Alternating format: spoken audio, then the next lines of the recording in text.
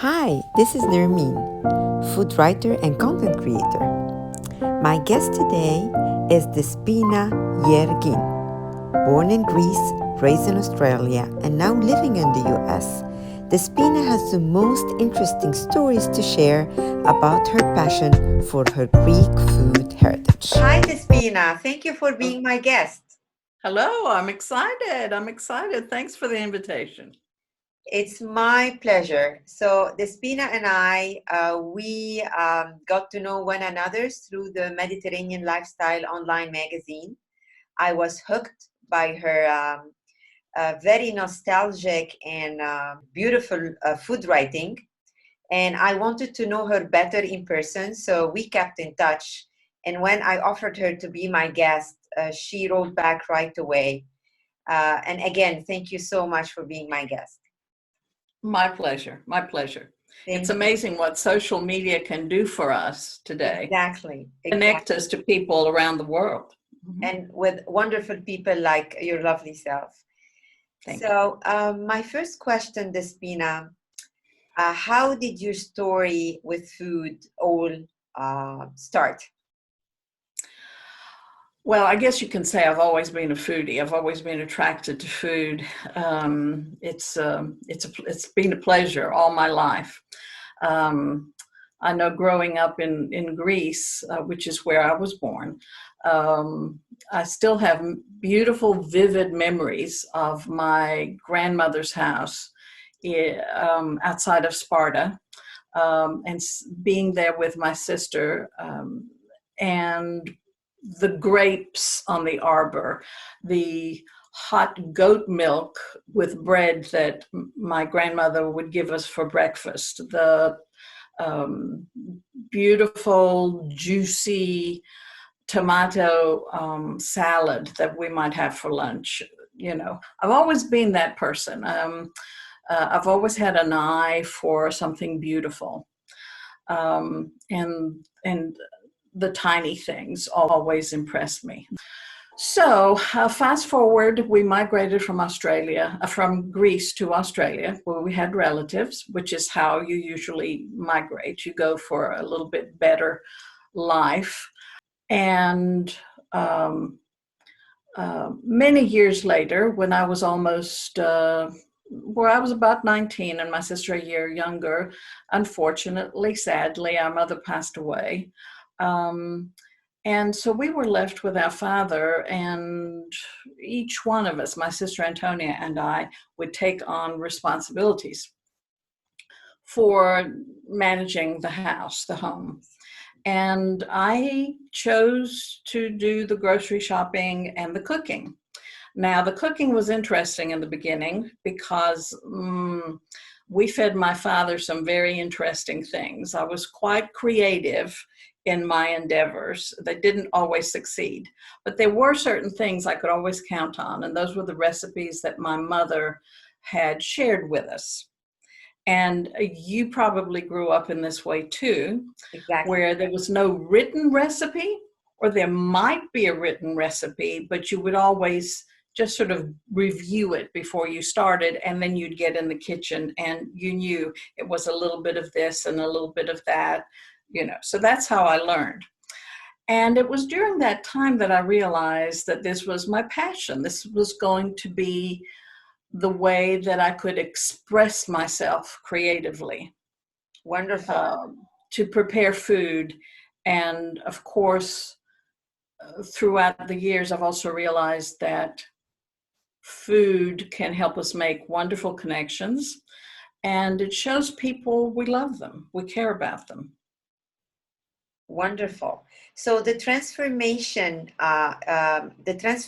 happened when you figured that the food is a way to express your love to your father or to your family, also provide a sense of reassurance, I assume.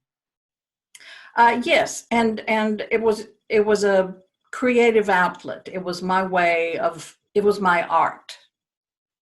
Wonderful. And how did you how did you grow this passion?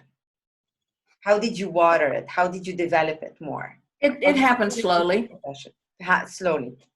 It happened slowly over many years. So I would say it took another 10, 15 years before it became um, something that's closer to what it is now, which is what I do.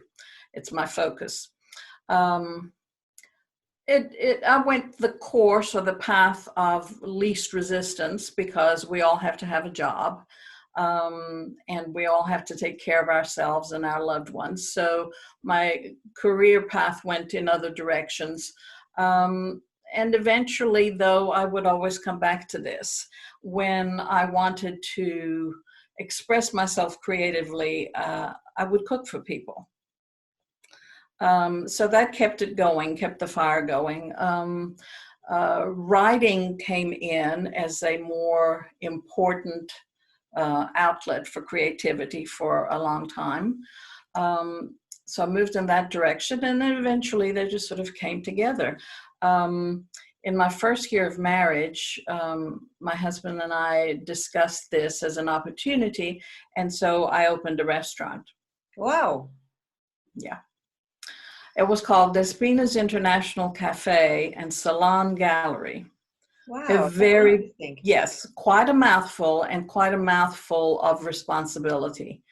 And anyone who's ever worked in a restaurant or owned a restaurant and tried to manage it knows how difficult of a profession this is, or how difficult of a business. So, and I wasn't just cooking meals for people. I also had a small gallery, a salon style gallery. And we also had music once a week. It was too much, too big of an endeavor.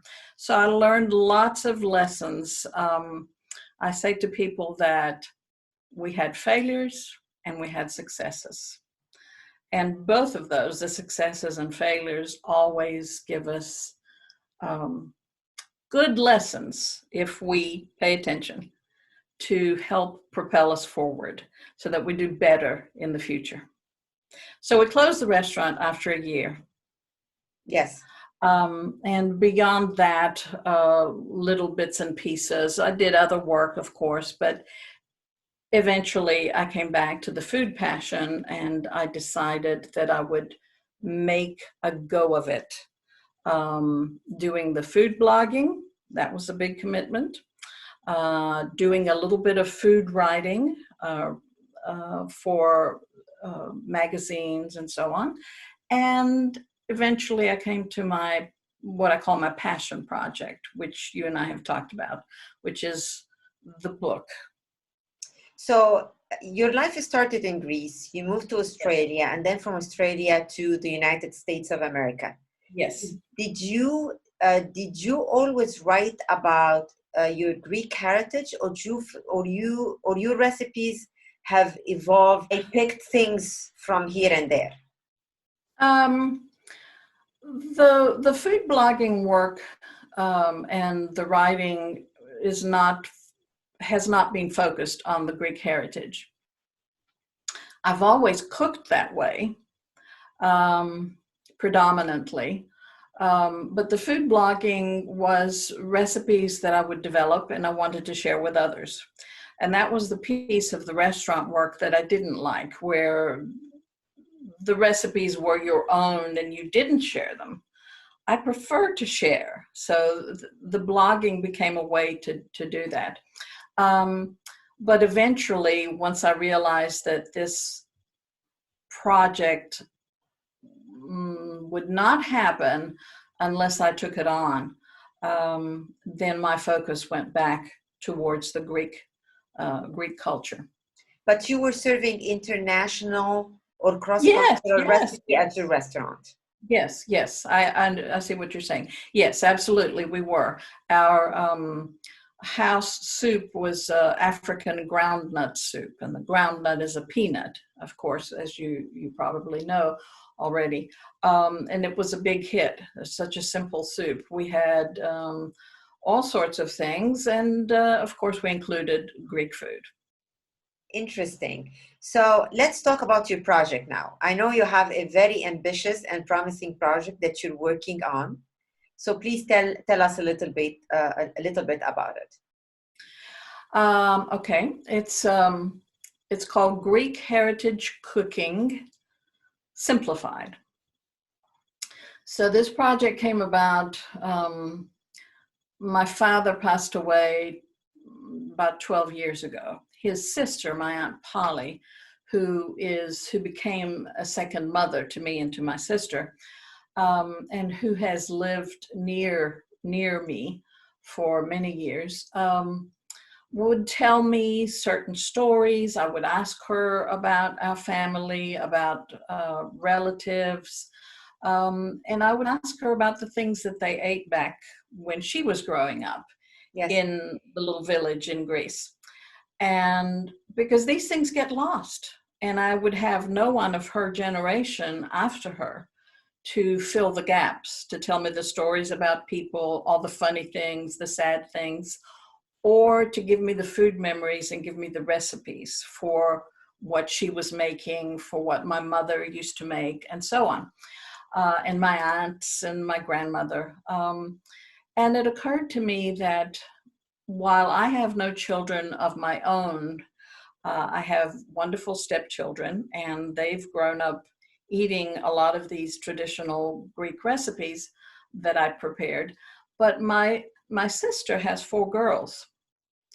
And for whatever reason, life and more exciting things, as you know, with your own children, the connection to the food of our country of origin, of our heritage, was going to be lost if I didn't pull something together. Yes.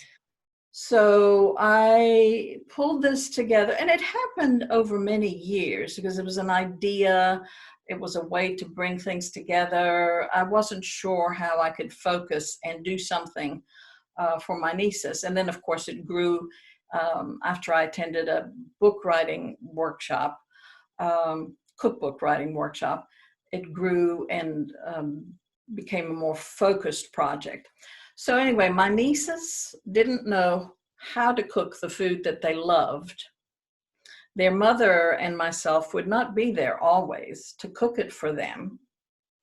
And then when we're gone, it's gone. And all they have is memories of this food.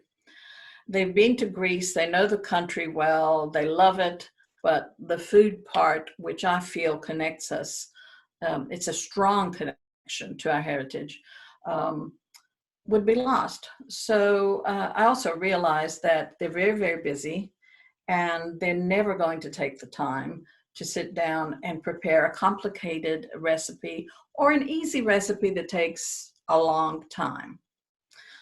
So I devised this idea, and with the help of the cookbook writing workshop that I attended with 2 wonderful brothers, they're quite famous all over the United States, called Matt and Ted Lee. Yes. Very, very well known travel writers, food and culture writers, and they have a great story of their own. So they helped me to come up with a new title and to focus on the simplified recipes. They sort of drew it out of me within a 2-day focused writing workshop. So that's how Greek Heritage Cooking Simplified was born. So the original recipes of my family will be there, the traditional recipes. And now I have developed, and I'm continuing to develop, simplified methods for preparing the same dish. It may not look the same, but it will taste the same, and it will be much easier to prepare, and it won't take as long. That was the important piece. For example, the stuffed cabbage leaves. Yes. That we love to eat. And every country in the world, I think, has their own recipe. So my aunt would make it with avrolemono sauce. This is the egg lemon sauce that many people have tasted in a Greek restaurant. The shortcut method, because the hardest part of preparing that dish is not rolling the cabbage leaves, It's removing the leaves from the cabbage. You have Yes. to put it in a hot pot of water. You have to core the cabbage. You remove it after a while. You remove some of the leaves. You put the cabbage back. You wait some more. It takes forever. And even I have been too busy to do it that way. So I've devised two simplified methods. One is lasagna style in the oven. And the other one is on top of the stove, which is more like a stir fry. Tastes exactly the same. It has the same ingredients. It's a different method. So that's how I am now working to preserve my family's heritage through food for my nieces. And as soon as I finish the outline for the book, hopefully to find a publisher, an agent and a publisher, and get the book published to share it with other people. Yeah, I think what you mentioned is very smart, because your flexibility has served well your purpose.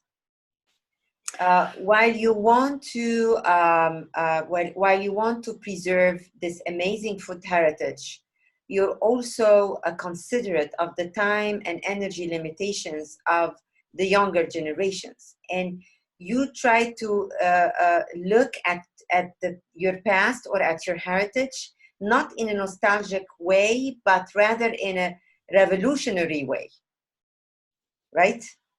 I guess that's true. You could say that. So what you're doing, you're prolonging the life of your heritage by offering a simplified version. Thank you. It won't work unless we have a simplified method for these recipes.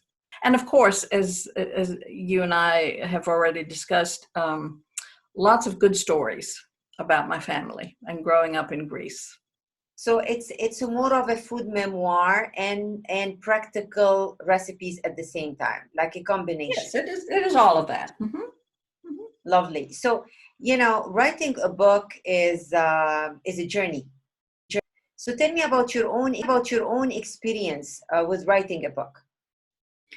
Right. This should have happened already. My outline. Well, my outline is done. It just should be ready. It needs to be fine-tuned, and a few other things need to happen. The things that have gotten in my way, my aunt's health declining in her late 90s or early mid 90s, and there's been no one else really. A couple of other family members are in Greenville, but it fell to me to be there to help her with that. And that's happened since I began or embarked on this journey for writing the book.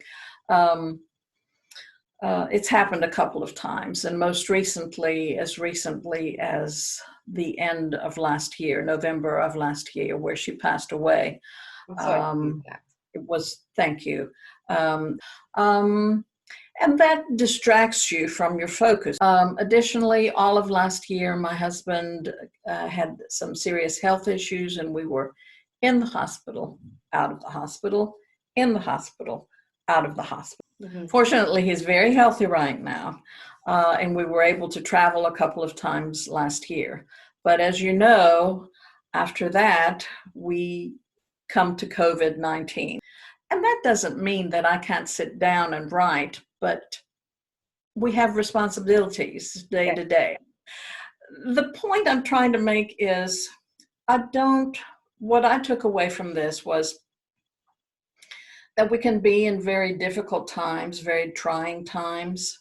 And I want to share this with others as well.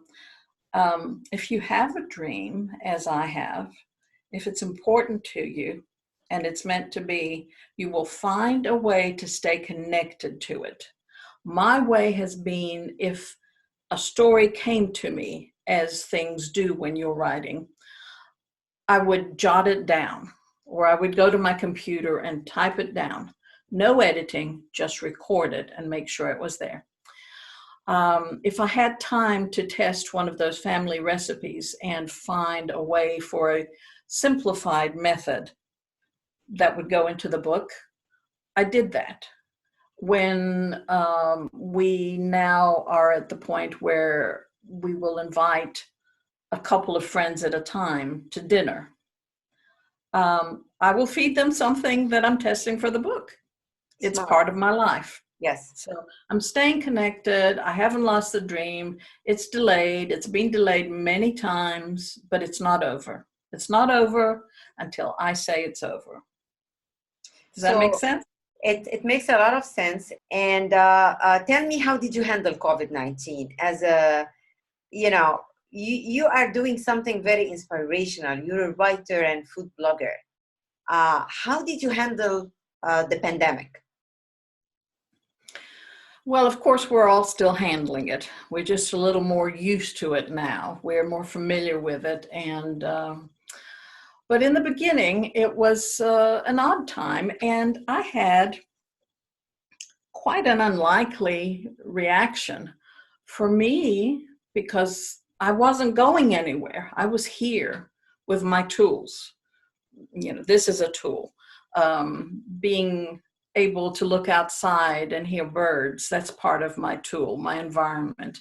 I have a very supportive husband, so you know that's part of it as well, of the supportive environment. I had my computer. I didn't have to do anything else except focus on that, and all of a sudden I had this burst of creative energy. And oh my goodness, if I had been free and had no other responsibilities, I don't know, I maybe would have solved COVID-19 situation. It was that exciting. So I was full of creative energy. It was a wonderful feeling. And I want to get back there. I'm not all the way back. But then what happened is what's happened to everybody. You go into a dark place. You go into a black hole. You go into a sighing, woe is me situation. That's not a good place, but it's a normal reaction, I think. And I had to dig my way back out. So, of course, the food blog has been wonderful. My way in life is full of something that brings me great satisfaction, helping others. When I can help others, and I sometimes say this is a very selfish thing because it feels so good to me. So I focused on my blogging and helping others who perhaps are used to eating out most of the time and don't know what to do now that they're in their own home kitchen. And what if you can't find available produce? So I went into that mode. COVID-19 is here. What do we need to do? How do we cook simple, nutritious meals with perhaps a shortage of this or a shortage of that? So I went into that mode, and that has been extremely satisfying and helpful, I hope, to lots of people. And the other thing is that has helped me is this silly little thing that I started on Instagram. I didn't invent the tomato toast or tomato toast, depending on which part of the world you live in, hashtag.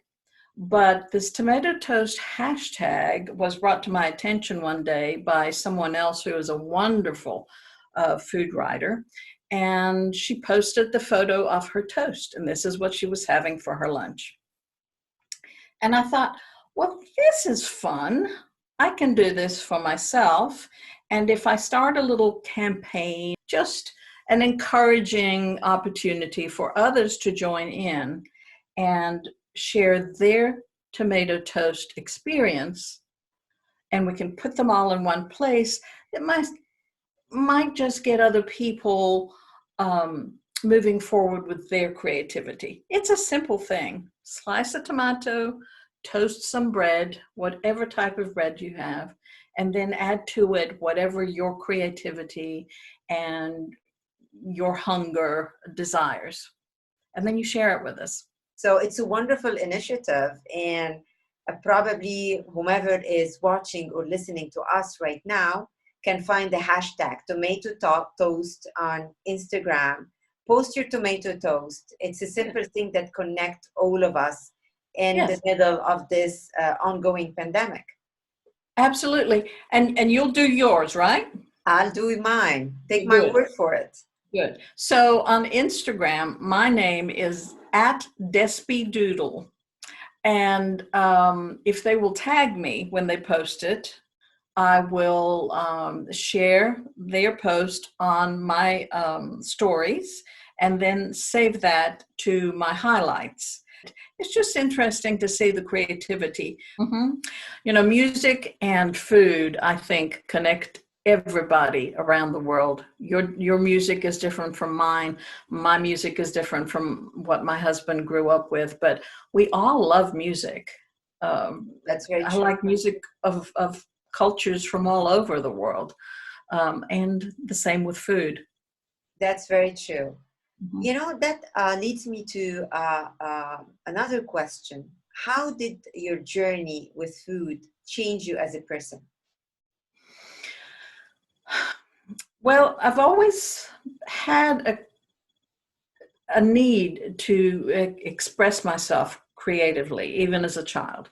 So I also realized that food is a way to share your love for someone or to show them that you care.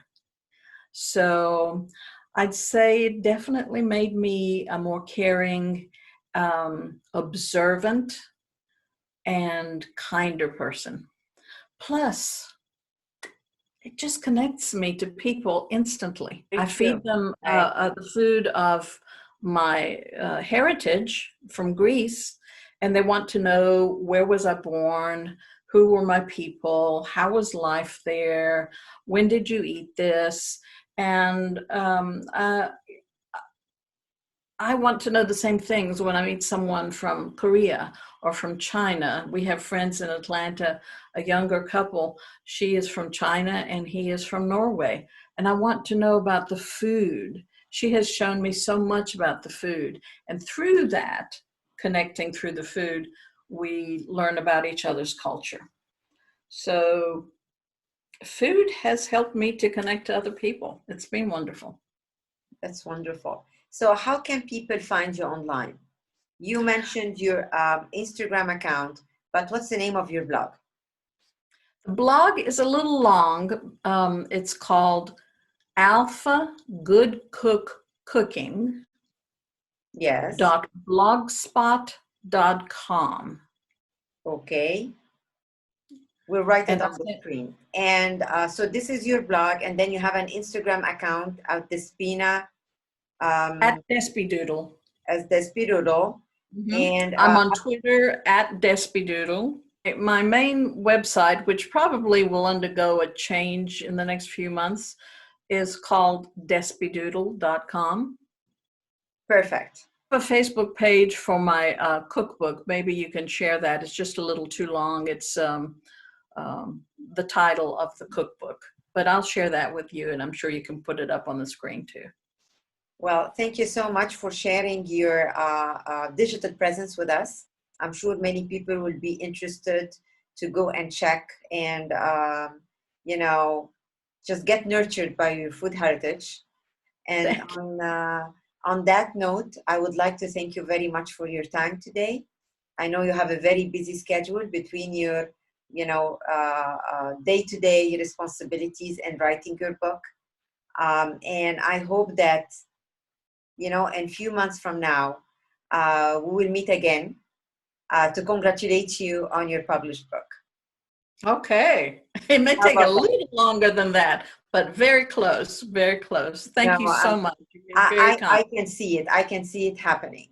Thank you. I can see it too, somewhere down the road. Thank you so much. You've been Thank you. very kind. Thank you.